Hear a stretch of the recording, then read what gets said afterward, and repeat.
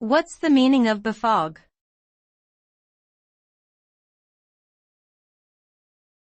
Befog.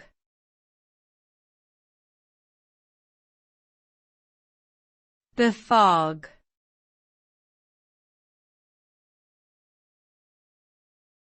Befog.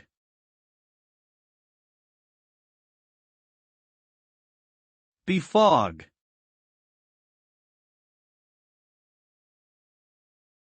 The word befog means to obscure, confuse, or blur something. It is often used in situations where clarity is of utmost importance and confusion or ambiguity can be detrimental. The process of befogging can be deliberate or unintentional and can occur in a variety of settings such as in conversation, writing, or public speaking.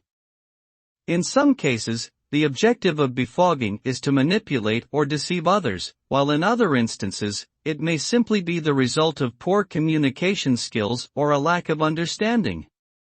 Regardless of its source, befoggery can cause frustration, misunderstanding, and even harm if it results in misinterpretation or miscommunication.